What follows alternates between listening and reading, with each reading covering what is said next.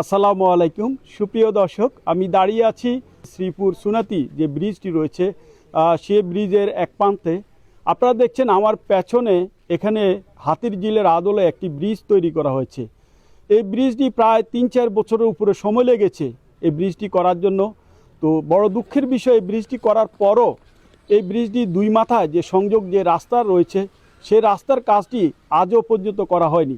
একটা van rickshaw উড়াইতে পারে না, একটা ফ্যামিলি আইতে পারে না, মানুষ আসা যাওয়া করতে পারে না। ইন টোটাল দোনো সাইডে ভাঙি কয়েকজন স্লিপকাই পড়ি এখানে আহত হয়েছি।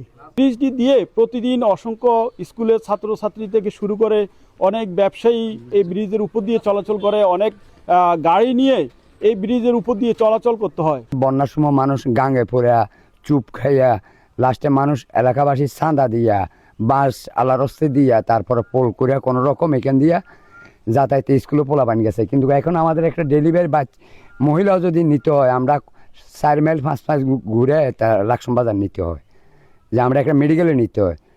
অতএব এই কন্ট্রাক্টর কাজটা শেষ করে গেছে আজকে 4-5 মাস। ওনাকে আমরা বিনীতভাবে অনুরোধ করছি যে মানুষ নামার জন্য এখানে লাকসাম রেল স্কুলে আমাদের এলাকা থেকে হয়তো 200-250 পোলাবান লেখাপড়া করে।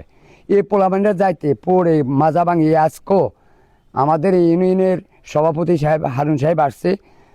আসার পরে ওনার সামনে একটি লোক পোলের ওই পারে আসার গায়ে পড়ে ওনার খরচার ব্যাগ এক কানো উনি আর এক কানো।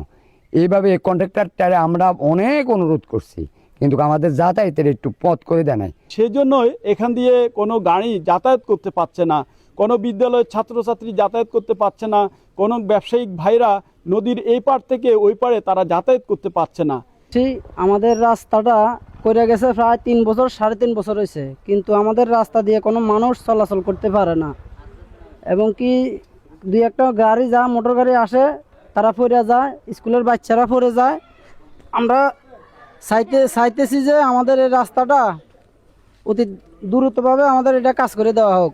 বাসের হোল করছে, বাসের হোল ভাঙিয়েছে, মানুষের পাবলিকের চান্দা মান্দা করি কোনোরকম হাঁটা রাস্তা তৈরি করছে, ওখানে ওইটাও ভাঙিয়েছে। ব্রিজ তৈরি করছে, কিন্তু ব্রিজের মুখপাত তৈরি করার না কারণে মানুষের হাঁটা চলা করতে বহুত সমস্যা। তাই আমি বিনীত অনুরোধ করছি, যারা এই ঠিকাদারি প্রতিষ্ঠানের সাথে যারা যুক্ত রয়েছেন অথবা প্রশাসনিক কর্মকাণ্ডে যারা জড়িত রয়েছেন, এলাকাবাসীর স্বার্থে, স্কুলের ছেলে মেয়েদের স্বার্থে এই ব্রিজটির সংযোগ যে রাস্তাটি রয়েছে সে রাস্তাটি যেন অচিরেই কাজ শেষ করা হয়। মোহাম্মদ মাহবুব রাব্বানী দিদার, দৈনিক সংবাদ সমাচার, লাকসাম প্রতিনিধি।